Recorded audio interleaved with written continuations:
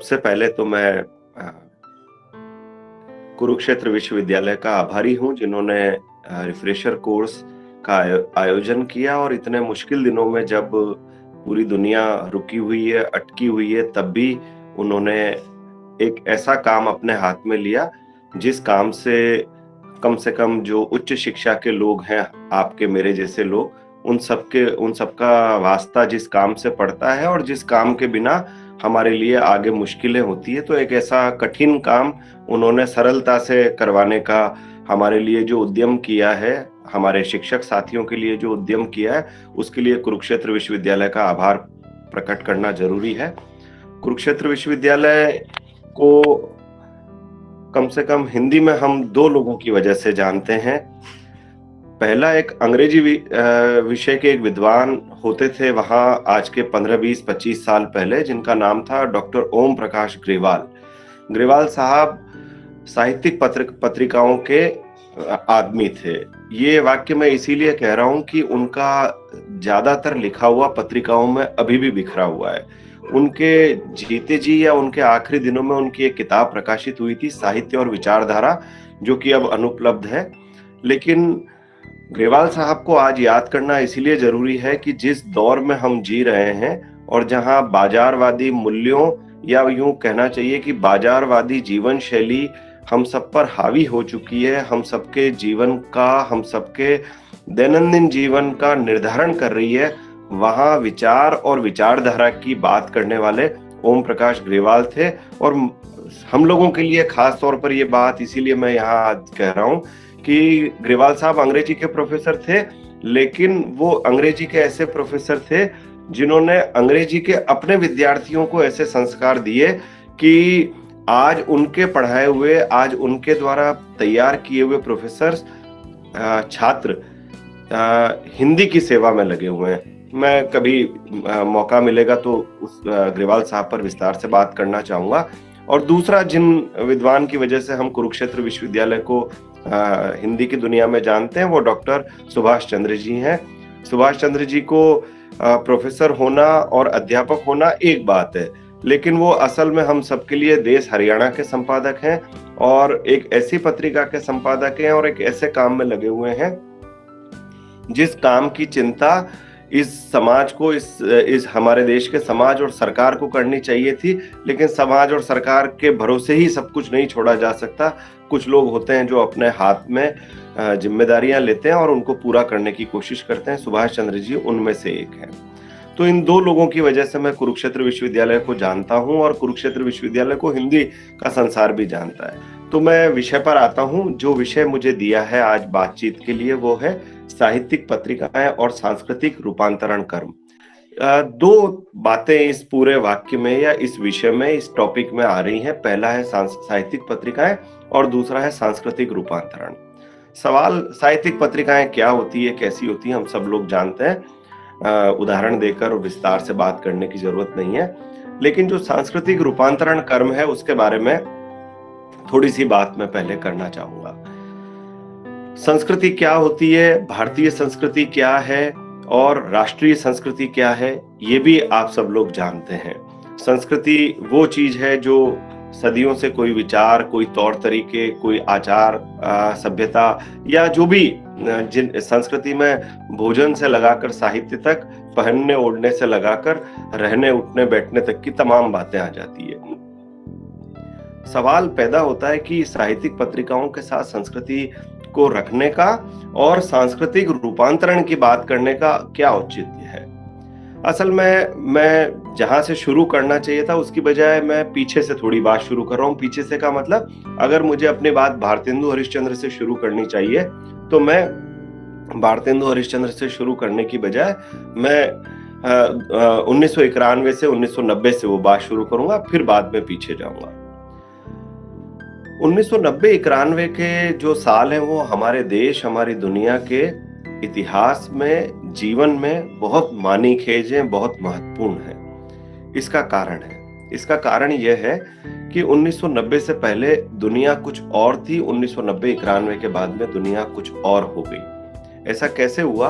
आप में से कुछ मित्र अच्छे से सारी चीजों को जानते होंगे, बल्कि उनकी आंखों के सामने ये सब हुआ ही होगा। 1990 तक दुनिया में दो देश थे, दो महाशक्तियां थी। एक का नाम था संयुक्त राज्य अमेरिका और एक का नाम था सोवियत संघ। सोवियत संघ का मतलब अनेक देशों का एक समूह, यानी कि 1917 में एक क्रांति हुई रूस नाम के देश में, और लेनिन नाम के एक व्यक्ति के नेतृत्व में वो क्रांति हुई थी, और उन्होंने अपने आसपास के अनेक देशों को इस बात के लिए तैयार कर लिया कि वे सब मिलकर एक देश बना लें और उसको समाजवादी ढांचे पर, समाजवादी तौर तरीके से चलाएं। समाजवाद और पूंजीवाद का अंतर भी आप लोग जानते हैं, विस्तार से जानने की जरूरत नहीं है। 1917 में यह प्रयोग उन्होंने शुरू किया, जो 1990 के आसपास तक चलता रहा, और 1990 से उसका विघटन होना शुरू हुआ। 1990 में जब सोवियत संघ के राष्ट्रपति मिखाइल गोर्बाचोव थे, उनके समय सोवियत संघ के अनेक देश रूस से अलग होते गए, और आज होते होते सोवियत संघ नाम का कोई अस्तित्व इस दुनिया में नहीं बचा है। अब सारे वो देश जिन्होंने मिलकर सोवियत संघ बनाया था, वो सारे देश अब स्वतंत्र देश के रूप में हो चुके हैं। और दूसरा, रूस ने भी और इन तमाम देशों ने भी अपनी समाजवादी नीतियों को छोड़कर पूंजीवादी रास्ते पर चलने का निर्णय कर लिया है, उसी पर चल रहे हैं। असल में इन बातों को मैं इसीलिए कह रहा हूं कि ये सारी बातें हमारे जीवन से, हमारी संस्कृति पर असर डालने वाली बातें थी।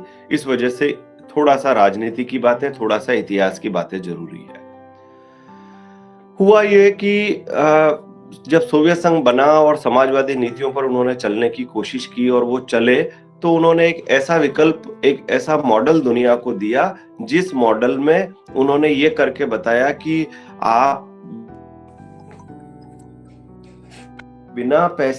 बिना पूंजीवादी तौर तरीका लगाकर भी अपना विकास कर सकते हैं। अगर 1990 के पहले के ओलंपिक खेलों के चार्ट पर आप नजर डाल लें, अगर 1990 के पहले के प्रगति के जितने पैमाने हो सकते हैं, सामाजिक प्रगति हो, चाहे वो वैज्ञानिक प्रगति हो, चाहे वो खेलों का मामला हो, चाहे वो भौतिक जीवन के भौतिक संसाधनों से जुड़ी हुई बातें हो, सारे फील्ड में, सारे क्षेत्रों में सोवियत संघ ने अभूतपूर्व काम किया था। और उन्होंने यहाँ तक कि साहित्य की दुनिया में भी उन्होंने बड़ा काम ये करके दिखाया था कि उन्होंने शायद ही दुनिया की कोई ऐसी भाषा होगी जिसमें उन्होंने गोर्की के उपन्यास माँ का अनुवाद करवाकर उस देश के लोगों को गिफ्ट न दिया हो। हमारे देश में भी उन्होंने दुनिया भर का सोवियत साहित्य उन्होंने हिंदी में अनुवादित करवा के वो भेजते थे।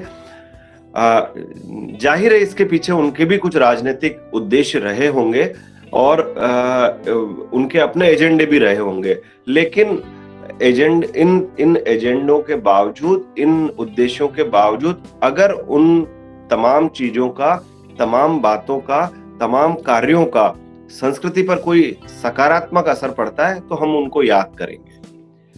अब 90 के बाद जब सोवियत संघ का विखंडन हो गया, उसके बाद में दुनिया में महाशक्ति के रूप में खाली संयुक्त राज्य अमेरिका बचा।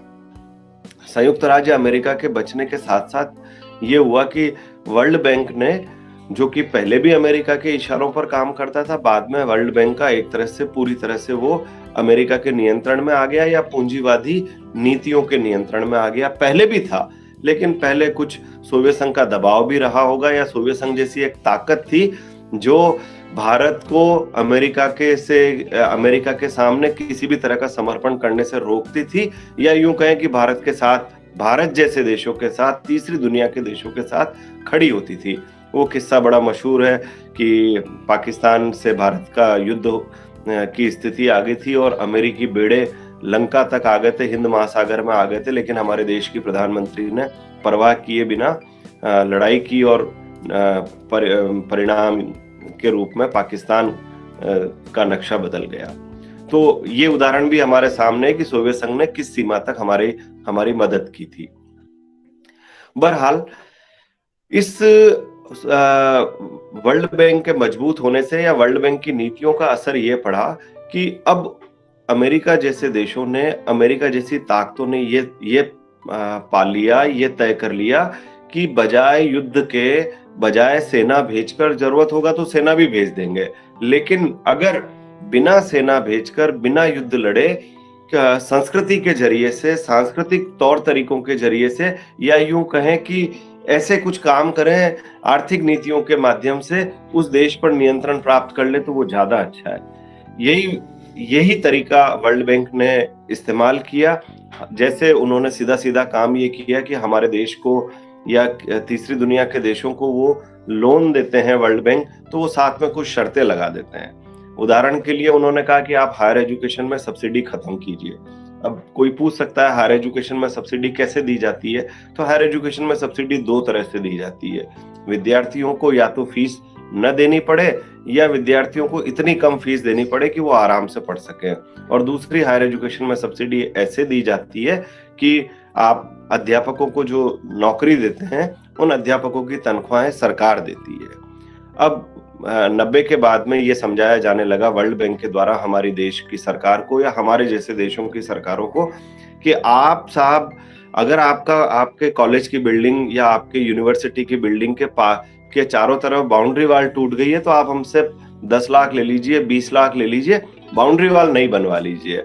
आपको कमरे नए बनवाने हैं, कंप्यूटर खरीदने हैं, आपको जिस काम के लिए पैसा चाहिए खूब ले लीजिए, बस आप एक काम मत कीजिए। कौन सा काम? मास्टरों की भर्ती का काम मत कीजिए, शिक्षकों की भर्ती का काम मत कीजिए। क्यों? क्योंकि वो रेकरिंग खर्चा है। रेकरिंग का खर्चा का मतलब उसमें प्रति माह खर्चा आता है, जबकि बाउंड्री वॉल तो एक बार बनवा दी 10 साल तक तो फिर नहीं टूटेगी।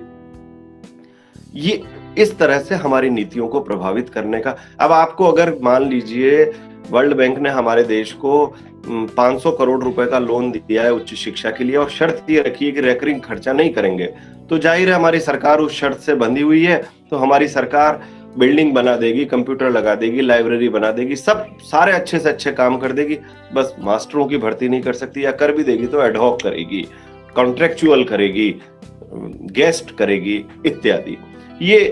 ये संस्कृति पर असर डालने का काम आर्थिक नीतियां कर रही हैं। अब हम आते हैं साहित्यिक पत्रिकाओं पर। अब मैं पीछे वापस जाता हूं। भारत में, हिंदी में, हमारे यहाँ जब भी हम साहित्य की बात करते हैं, पत्रकारिता की बात करते हैं, तो इन दोनों आधुनिक दौर में, आधुनिक काल में, तो ये दोनों सीधे सीधे भारत के आजादी के आंदोलन से जुड़ती है। 1850 के आसपास से हम भारतेंदु युग की शुरुआत मानते हैं। भारतेंदु ने ही कवि वचन सुधा नाम की पहली साहित्यिक पत्रिका का संपादन और प्रकाशन किया था। सितंबर महीने में 8 या 9 सितंबर को उन्होंने ये किया था, और उस पत्रिका की याद में, उस दिन की याद में, हमारे देश में हिंदी के साहित्य प्रेमी आज भी लघु पत्रिका दिवस मनाते हैं, प्रतिवर्ष 8 सितंबर को। तो जो अब सवाल ये पैदा होता है कि साहित्यिक पत्रिकाओं से पहले एक और बात मैं कर लेना चाहता हूँ। वो ये सवाल पैदा होता है कि जब किताबें इतनी बड़ी संख्या में छप रही हैं हमारे देश में, सारी भाषाओं में छप रही है, हिंदी की बुक इंडस्ट्री, पुस्तक प्रकाशन का उद्योग फ्लोरिश कर रहा है, खूब किताबें छपती है, खूब बिकती है, तो पत्रिकाओं की जरूरत क्या है? पत्रिकाओं की जरूरत इस तरह से है कि पत्रिकाएं साहित्यिक के संसार में लोकतंत्र बनाने का काम करती है। लोकतंत्र बनाने का काम इस तरह से करती है, आज कोई भी हिंदी की कहानी की किताब का अगर मैं उदाहरण दूं, कोई किताब आप खरीदें, 100, 200, 300 रुपए से कम की कोई किताब आपको नहीं मिलेगी। 100 रुपया भी बमुश्किल है, शायद ही कोई 100 रुपए में हिंदी कहानी की किताब मिलती हो। लेकिन इसके उलट हिंदी की सबसे अच्छी भी नहीं कहना चाहिए मुझे, अच्छी बुरी व्यक्तिगत पसंद नापसंद पर आधारित हो सकते हैं, लेकिन हिंदी की सर्वाधिक प्रसार वाली, हिंदी की सर्वाधिक लोकप्रिय साहित्यिक पत्रिका की मैं बात करूं, हंस, जो हर महीने आती है, 40 रुपया उसका दाम है। अब 40 रुपए में, और वो न्यूनतम उसकी प्रसार संख्या 10,000 है। मैं मानता हूं कि 10,000 तो हंस वाले कह रहे हैं, शायद उसकी प्रसार संख्या 50,000 होगी। ऐसा कैसे, वो मैं बताता हूं आपको। मान लीजिए कुरुक्षेत्र विश्वविद्यालय के केंद्रीय पुस्तकालय में एक प्रति आती है हंस की। उस एक प्रति को पूरे विश्वविद्यालय के सारे छात्र, अध्यापक और कर्मचारी और भी कोई लोग, सब में से सिर्फ 1,000 लोग पढ़ते हैं। तो आप गुणा कर लीजिए कि 10,000 प्रतियों में से अगर 1,000 प्रतियां भी लाइब्रेरीज में जाती है, वाचनालयों में जाती है, पुस्तकालयों में जाती है, तो उनको कितने लोग पढ़ते होंगे। मैं चित्तौड़ का रहने वाला हूँ। चित्तौड़ में मेरे बचपन में, यानी कि जब मैं बीए कर रहा था तब की बात है, हमारे रेलवे स्टेशन पर जो बुक सेलर थे, जो न्यूज़पेपर सप्लायर थे, उनका ये बताना था कि सिर्फ 10 प्रतियां हंस की आती है पूरे चित्तौड़ में। उन 10 प्रतियों में से 1 प्रति ऐसी होती थी जो डिस्ट्रिक्ट लाइब्रेरी में जाती थी, जिला पुस्तकालय में। और जिला पुस्तकालय में प्रतिदिन 200-300 लोग आते थे। अब अगर वो 200-300 लोग आते थे, मान लीजिए पूरे महीने में 800-700 लोग भी सब मिलाकर आए, तो 700 लोगों में से अगर 500 लोगों ने भी हंस को पढ़ा, तो ये हम कैसे कह लें कि आंकड़ा तो ये कह रहा है कि चित्तौड़ में प्रतियां आती है हंस की, 10 लोग पढ़ते हैं, 10 लोग खरीदते हैं, लेकिन वास्तविकता मैंने आपको बता दी कि 500 तो मैं जानता हूं कि चित्तौड़ में डिस्ट्रिक्ट लाइब्रेरी में हंस को पढ़ते थे। फिर भी ये सवाल पैदा होता है कि ये मैंने हो सकता है ये मेरी शुभाकांक्षा हो, सदाशयता हो कि मैं लोकतंत्र से जोड़कर, साहित्य के लोकतंत्र से जोड़कर कुछ ज्यादा ही विस्तार देकर बात कर रहा हूं साहित्यिक पत्रिकाओं के बारे में। ये संभव है, लेकिन ये बात हमको नहीं भूलनी चाहिए कि जो विचारों का उदाहरण के तौर पर दैनिक अखबार में भी जो संपादकीय पन्ना होता है उसको पढ़ने वाले कम लोग होते हैं, लेकिन उसको कम लोगों के पढ़ने के बावजूद उसमें जो विचार होते हैं, उसमें जो विचार से संबंधित सामग्री होती है, वो ऐसी सामग्री होती है जो दूरगामी असर डालती है पाठक के मन पर, पाठक के मस्तिष्क पर, पाठक के सोचने विचारने की क्षमता पर। एक तरह से उसे सांस्कृतिक रूप से साक्षर करती है, सांस्कृतिक रूप से जागरूक बनाती है। और आप यही वजह है कि एक जो ठीक तरह से पढ़ा लिखा आदमी है, समझदार आदमी है, ज्ञानी आदमी है, सुसंस्कृत आदमी है, आप उससे और चाहे जो वो कर ले, लेकिन वो फूहड़ बातें नहीं करेगा। ऐसा हम देखते हैं, ऐसे उदाहरण हमारे सबके जीवन में, हमारी आंखों के सामने, हमारे अध्यापक बिरादरी में ही, चाहे कितना गुस्सा आ जाए, चाहे कितनी नाराजगी हो जाए, लेकिन हम कक्षा में कभी ऐसा नहीं होगा कि कोई अध्यापक अपने विद्यार्थियों के सामने गाली का इस्तेमाल कर ले, क्योंकि हमारे संस्कार हमको ऐसा सिखाते हैं। जो इतनी पढ़ाई की वजह से हमारे अंदर एक जो कुछ बुनियादी बातों का निर्माण हुआ है, वो उन सारी बातों का असर हम पर पड़ता है। एक मेरे मित्र मुझे मजाक में ये बात कहते हैं, लेकिन वो मैं आपके साथ शेयर करता हूँ। वो ये कहते हैं कि बार बार अगर कोई बात कही जाए, बार बार अगर कोई बात की जाए, तो उसका असर पड़ता है। तो मैंने कहा कैसे? तो उन्होंने कहा देखिए, आप दिल्ली में मेट्रो में जब यात्रा करते हैं तो बार बार ये बजता है कि आप महिलाओं की सीट पर न बैठें, बार बार वो बोलता है कि यहाँ वहाँ थूके नहीं, गंदगी न फैलाएं, जुर्माना है, वो सारी बातें हैं, लेकिन वो जो बार बार कहता है उसका एक साइकोलॉजिकल इफेक्ट भी आपके ऊपर पड़ता है।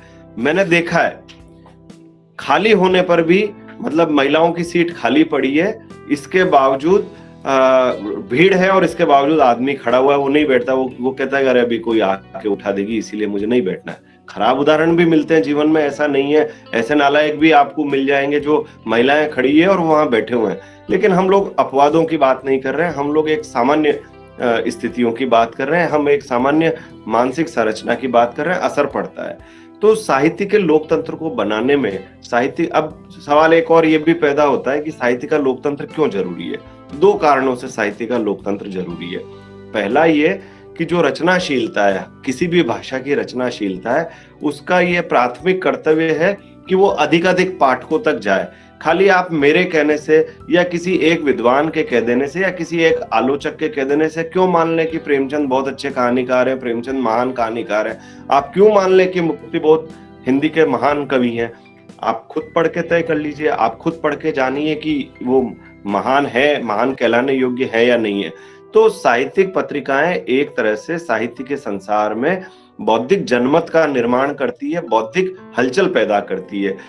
और एक और बात जो मैंने पहले आपको कही थी कि सिर्फ 40 रुपए का मैंने एक छोटा सा उदाहरण दिया था कि किस तरह से वो स्प्रेड करता है, चीजों को फैलाता है। एक और बात ये कि कहानी का उदाहरण ही देकर अगर मैं बात करूं तो हंस में हर महीने कम से कम 7-8 कहानियां छपती है।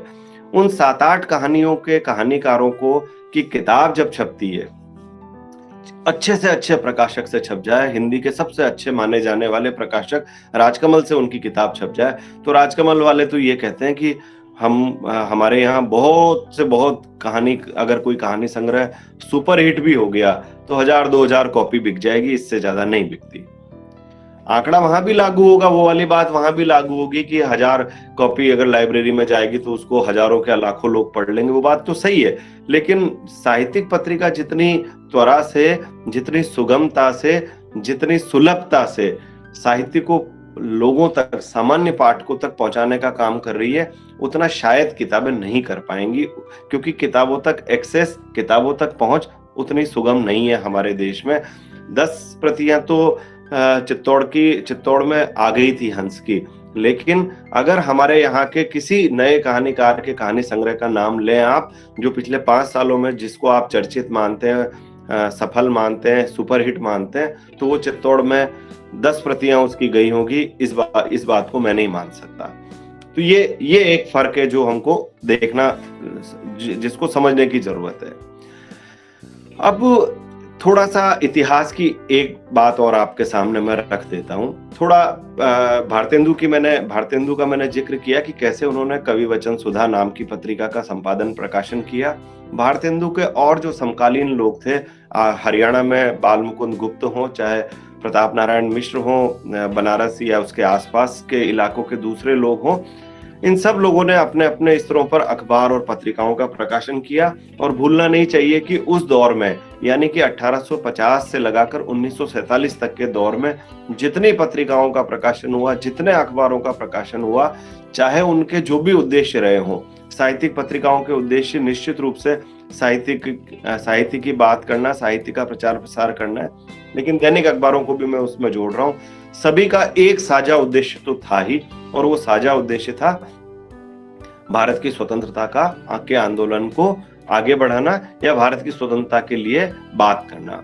और उसके साथ एक और अंतर्निहित उद्देश्य ये भी था, जिसको अब हमको ध्यान से देखना और समझना चाहिए, वो ये था कि हमारी लड़ाई जिस अंग्रेजी हुकूमत से थी, उस अंग्रेजी हुकूमत के साथ साथ उस अंग्रेजी विचार से भी थी।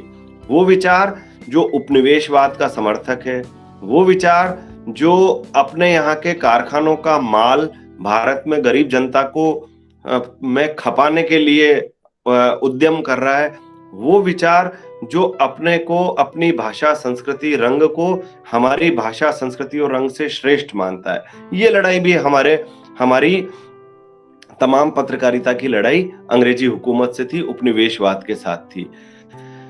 तो इस लड़ाई को अगर हमारे अखबार और हमारी पत्रिकाएं लड़ रहे थे, तो ये लड़ाई असल में सांस्कृतिक लड़ाई थी। एक राजनीतिक लड़ाई है जो अंग्रेजों की हुकूमत के खिलाफ है, और एक सांस्कृतिक लड़ाई है जो सांस्कृतिक उपनिवेश बनाने के विरुद्ध लड़ाई है। अब कई बार हम लोग कहते हैं और सुनने को हमको मिलता है, अंग्रेज चले गए लेकिन अंग्रेजी छोड़ गए। अंग्रेज चले गए लेकिन अपनी सारी चीजें यहाँ छोड़ गए, अपनी कल्चर यहाँ छोड़ गए। तो अब ये क्यों हुआ, कैसे हुआ, इस विस्तार में जाने की जरूरत नहीं है। लेकिन 1947 के बाद में जब हमारे देश को आजादी मिल गई, हम राजनीतिक रूप से स्वाधीन हो गए, हमने लोकतंत्र अपनाया, और आगे जो कुछ हुआ वो सब आप जान रहे हैं। लेकिन उस जानने में एक जो बात है, वो ये बात है कि उस दौर में इन साहित्यिक पत्रिकाओं की हमारी इन साहित्यिक पत्रिकाओं के लक्ष्य और स्वरूप में भी थोड़ा थोड़ा अंतर आया। एक बात तो ये नहीं भूलनी चाहिए कि लगभग 1990 तक, या थोड़ा और मैं अगर उदारता से सोच लूं तो रामायण टेलीविजन पर आने से पहले तक, 1985 से पहले तक, राजीव गांधी की सरकार तक भारत में टीवी नहीं था, या था भी तो पूरे भारत में अगर मान लीजिए उस समय 80 करोड़ जनसंख्या थी, तो मुझे नहीं लगता कि 1 करोड़ लोगों के पास भी टीवी रहा होगा, नहीं था। रामायण टेलीविजन पर आने के बाद और महाभारत आने के बाद में टीवी की ऐसी व्याप्ति हो गई कि घर घर में टीवी आ गया, और अब यह है कि हम कल्पना ही नहीं कर सकते कि कोई ऐसा भी घर होगा जिसमें टीवी ना हो। टीवी वैसा ही जरूरी है जैसा अब किसी के पास टेलीफोन होना, मोबाइल होना, या जूते पहनना या कपड़े पहनने जैसा ही जरूरी टीवी और मोबाइल भी हमारे लिए हो गए हैं।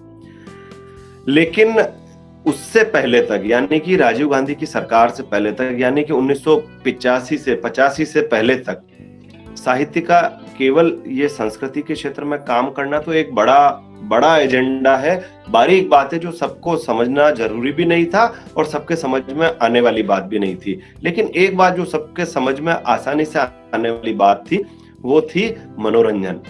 मनोरंजन, एक ऐसा मनोरंजन भारत की जनता, हिंदी जनता को चाहिए था जो थोड़ा सा, जो उन्हें सांस्कृतिक रूप से समृद्ध करने वाला भी हो।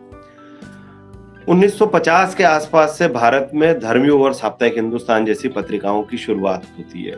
1960 के दशक में भारत में हिंदी साहित्य में दो बहुत बड़े आंदोलन होते हैं। एक होता है नई कहानी का आंदोलन और एक होता है नई कविता का आंदोलन।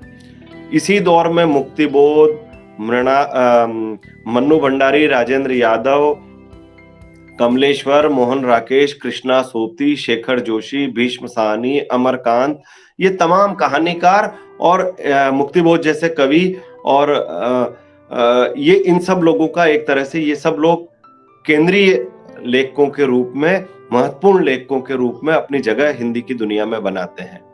तो ये 1960 के दशक में ये सारी चीजें हो रही थी, जिनको हम आगे, जिन पर हम और आगे अभी बात करते हैं। जब नई कहानी का आंदोलन शुरू हुआ और नई कविता का आंदोलन शुरू हुआ, अब जब ये शुरू हुई होंगी चीजें, तो इनकी शुरुआत के समय किसी को नहीं पता था कि ये आंदोलन बन जाएंगे या आंदोलन हो जाएंगे। लेकिन साहित्य और समाज की गति, कई बार चीजें इस तरह से होती है कि सारी चीजें किसी के नियंत्रण में नहीं होती। चीजें अपने सहज गति से, सहज विकास से कोई भी शेप ले लेती है, कोई भी आकार ले लेती है। नई कहानी के आंदोलन के बाद में ये हुआ कि अनेक कहानीकारों को ऐसा लगा कि ये एक ऐसा अवसर है जब हम भी अपना नाम अमर कर सकते हैं। तो नई कहानी आंदोलन के अवसान के बाद उसकी तर्ज पर बहुत सारे कहानी के आंदोलन हिंदी में खड़े हो गए। सहज कहानी, समांतर कहानी, कहानी, तरह तरह की कहानियों के आंदोलन शुरू हुए, कविताओं के भी आंदोलन शुरू हुए। इन सारे आंदोलनों की वजह से एक बड़ी अराजकता सी हिंदी की दुनिया में हुई। उस अराजकता ने दो काम किए। पहला काम तो ये किया कि साहित्य को विचारधारा से दूर किया। अब ये फिर एक बात आ जाएगी कि कुछ मित्र मेरे, जो हमारे साथी जो सब सुन रहे हैं, वो कहेंगे कि मैं विचारधारा की बात करता हूं तो इसका मतलब मैं मार्क्सवादी विचारधारा की बात करता हूं। मोटे तौर पर ऐसा आप मान सकते हैं, लेकिन हमारे यहाँ हिंदी में मार्क्सवादी विचारधारा का मतलब सिर्फ मार्क्सवादी विचारधारा नहीं है। निर्मल वर्मा मार्क्सवादी नहीं थे, बल्कि मार्क्सवाद विरोधी रचनाकार हैं। लेकिन मैं निर्मल वर्मा की, अगर कोई व्यक्ति, भारत का कोई हिंदी का कोई पाठक निर्मल वर्मा की कहानियां ध्यान से पढ़ता है, निर्मल वर्मा का घनघोर पाठक है, तो वो और चाहे जो हो, लेकिन वो कुसंस्कृत या असंस्कृत नागरिक नहीं हो सकता। तो ये मुझे बजाय विचारधारा कहने के ये कहना चाहिए विचार, एक ऐसा विचार जो संस्कृति की रक्षा करता हो, एक ऐसा विचार जो स्थानीयता की बात करता हो, एक ऐसा विचार जो अपने देश की संस्कृति के बारे में सोचने समझने के लिए हमको समर्थ बनाता हो। तो अब जैसे क्या हुआ, एक छोटा सा उदाहरण देता हूं। हिंदी के सारे अध्यापक जानते हैं, लेकिन जो दूसरे विषयों के अध्यापक हैं उनको जानकर उनको रोचक लगेगा।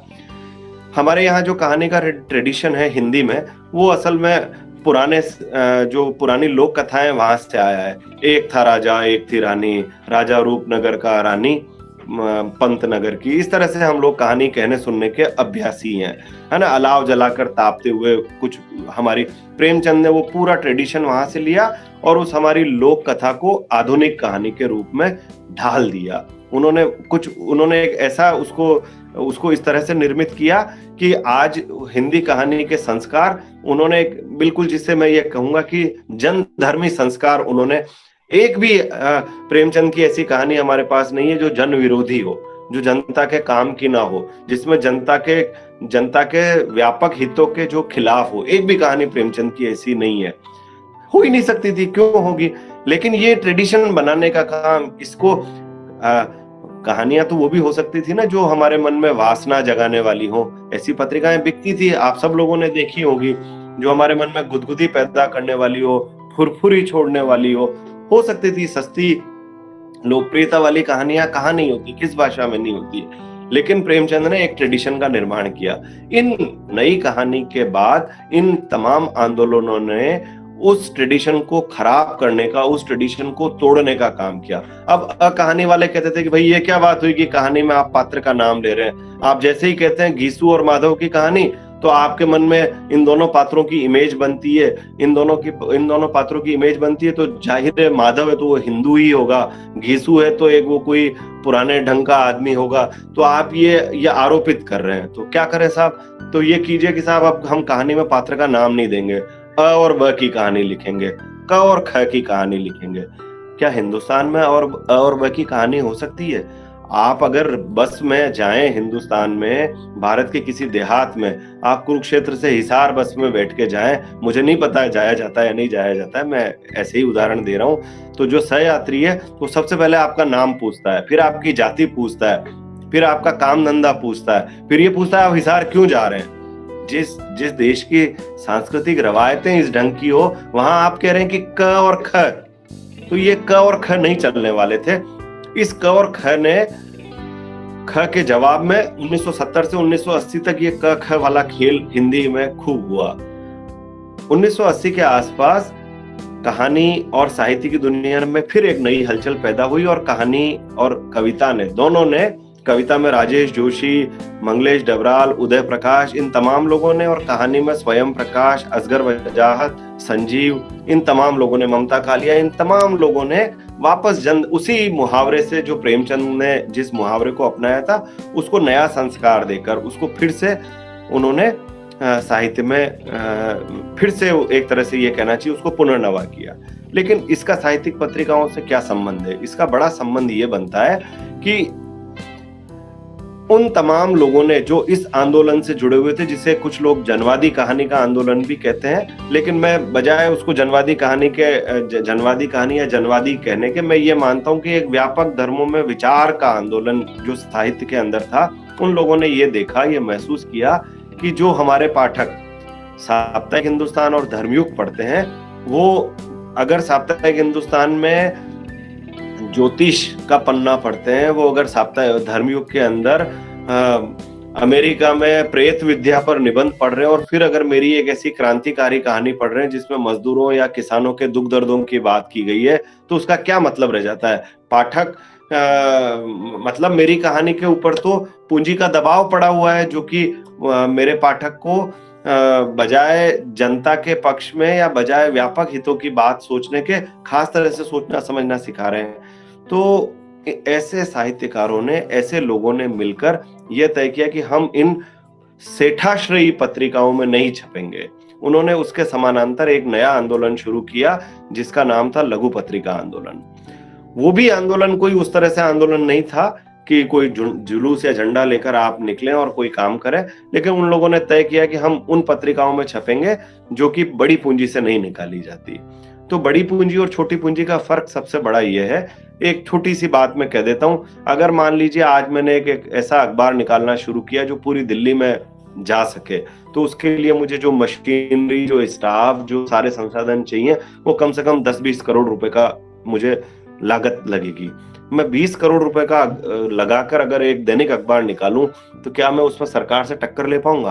क्योंकि अंततः तो मुझे सरकार से विज्ञापन मिलता है, और जो निजी विज्ञापन भी मिलते हैं, जो प्राइवेट कंपनियों के विज्ञापन भी मिलते हैं, न भूलिए कि वो भी सरकार के द्वारा ही, अंततः सरकार के द्वारा ही प्रायोजित होते हैं। तो मैं सरकार से टकराकर नहीं चल पाऊंगा।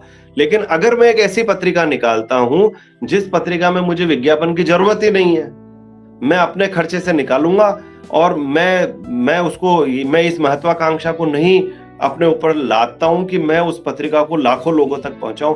मैं उस पत्रिका को की 1000 कॉपी, 2000 कॉपी ही अपनी क्षमता के अनुसार छापूं, और मैं ये कोशिश करूं कि जो वाकई इसको पढ़ने का, जो इसे पसंद करने वाला, या इस पत्रिका से सहमति रखकर अपने आप को तैयार करने वाला पाठक हो सकता है, मैं उस तक पहुंचाऊं।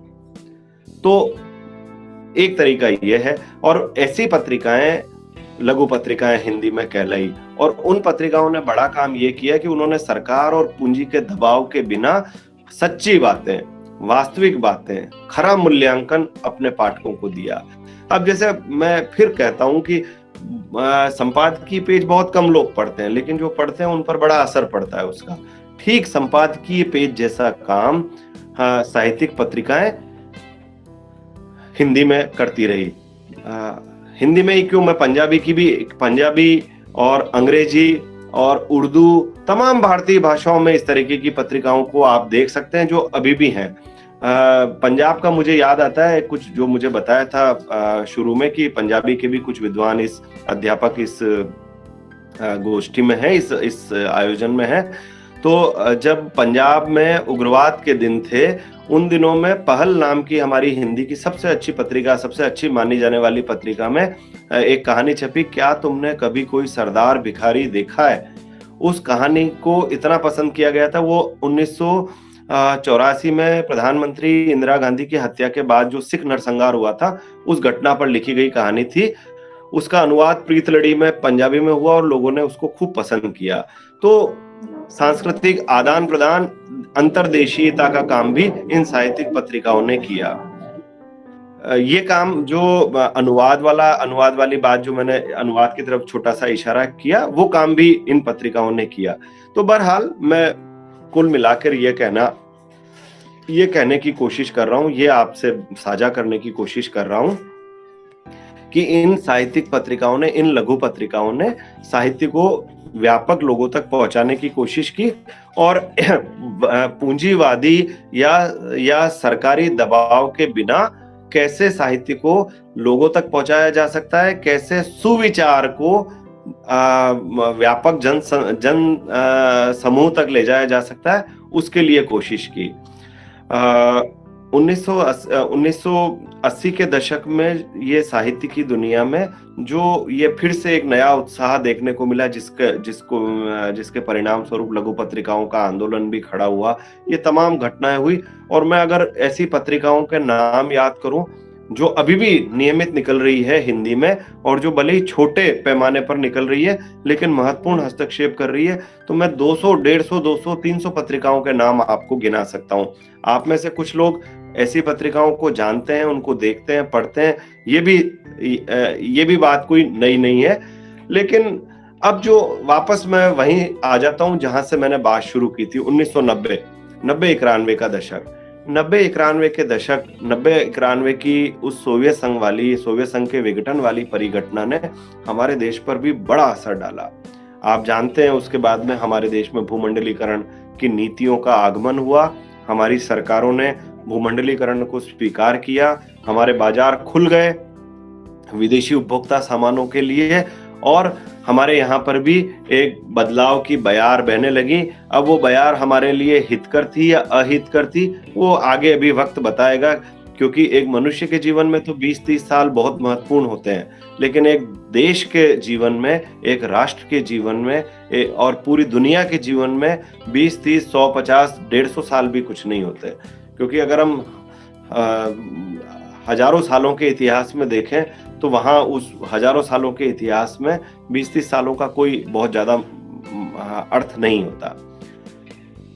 तो जब इस परिघटना ने, जिसे हम भूमंडलीकरण कहते हैं, सोवियत संघ के विघटन के बाद विश्व बैंक के माध्यम से भूमंडलीकरण को जबरदस्ती पूरी दुनिया के, तीसरी दुनिया के देशों पर थोपा गया वर्ल्ड बैंक के द्वारा, और ये कहना चाहिए हमको कि पूंजीवादी देशों को लाभ में पहुंचे ऐसी नीतियों को अपनाने के लिए छोटे देशों को, तीसरी दुनिया के देशों को मजबूर किया गया, उसे मोटे तौर पर भूमंडलीकरण कहना चाहिए। अब उस भूमंडलीकरण की वजह से क्या हुआ कि उन्होंने बहुत सारी चीजों पर हमारा असर डाला और हमारे जीवन को बुरी तरह से प्रभावित किया। कुछ उदाहरण मैं आपके सामने रखता हूं। भारत जैसे देश में, जहां पर पानी पिलाना सबसे ज्यादा पुण्य का काम माना जाता है, आपको याद होगा कि गर्मियों में अप्रैल के आसपास से, नवरात्रि खत्म होते ही, चैत्र महीने, जो छोटी नवरात्रि जिसे कहते हैं, नवरात्रि के समापन होते ही प्याऊ खुलने लग जाती थी। कोई भारत का ऐसा गांव, शहर, कस्बा नहीं होता था जहां पर प्याऊ न खोली जाती हो। और क्या हुआ साहब, आप देखिए, आपके देखते देखते आज मुझे कोई दिखा दे दिल्ली में कहीं प्याऊ चलती हुई, कहीं आपको प्याऊ देखने को नहीं मिलती है। और अब क्या होता है, अब ये होता है कि हर जगह पानी बिकता है, आप 10 रुपए में, 20 रुपए में, 25 रुपए में, 30 रुपए में, जिसकी जितनी हैसियत है, और अगर आपकी बहुत ज़्यादा हैसियत है तो 100-50 रुपए का भी मिनरल वाटर और बाबा रामदेव का बढ़िया वाला पानी भी आता है, गंगा जल या पता नहीं उसका और क्या नाम होता है। तो वो सब आप पानी खरीद कर पीते हैं। तो ये क्या है?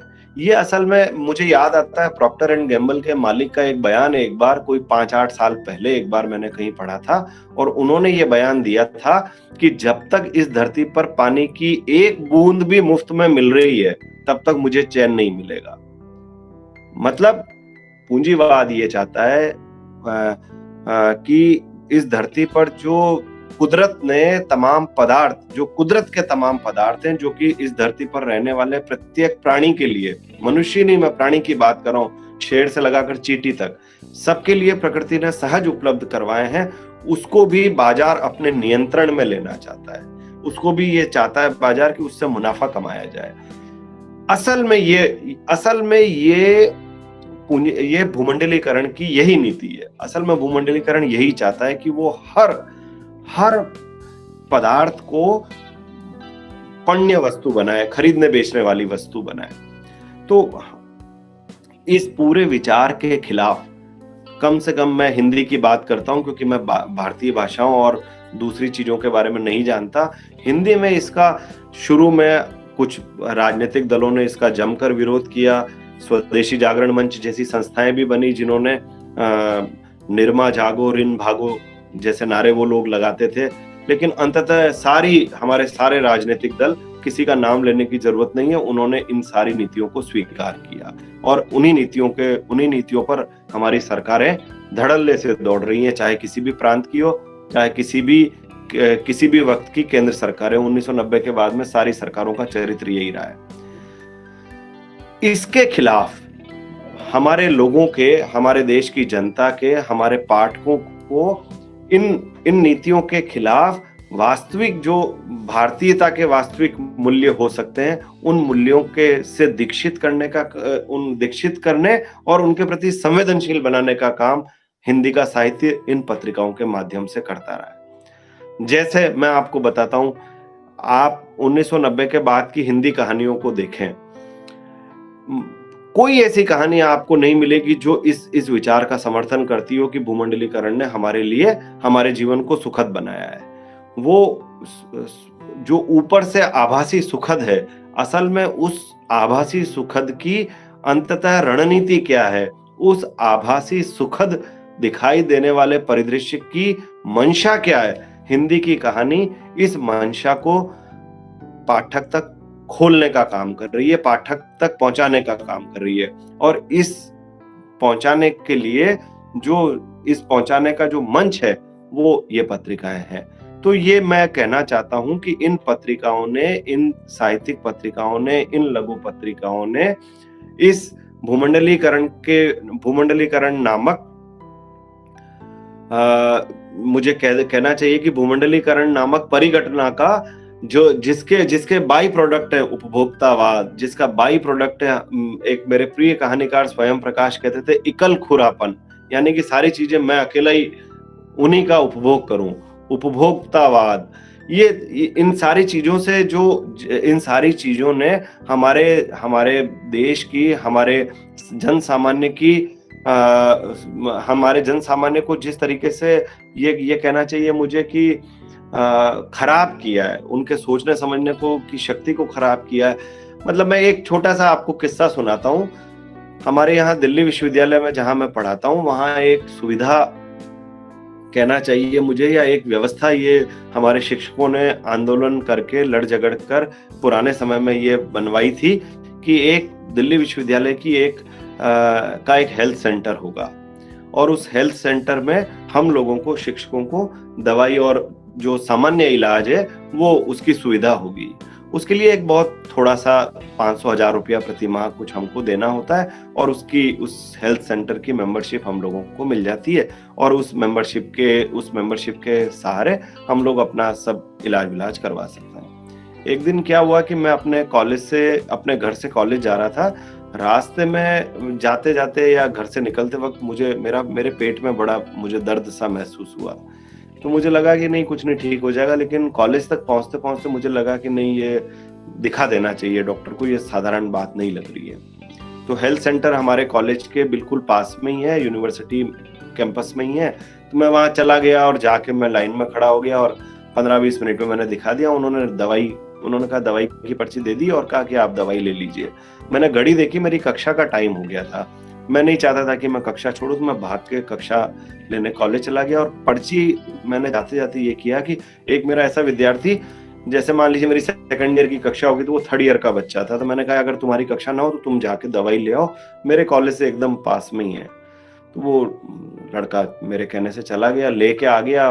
ला के जब उसने मुझे दवाई दी तो देते-देते उसने कहा कि सर आप एक बात बताओ, आपको लाख 50,000 रुपया तो तनख्वाह मिलती होगी, ये 10 रुपए की दवाई आप नहीं खरीद सकते थे जो आपने हेल्थ सेंटर में मेरे को लाइन में लगवाया। उसकी बात यही थी, उसने थोड़ा और सभ्य तरीके से कही होगी। मैंने उसको तो कुछ नहीं कहा, लेकिन मैं बहुत परेशान हुआ इस बात को सुनकर।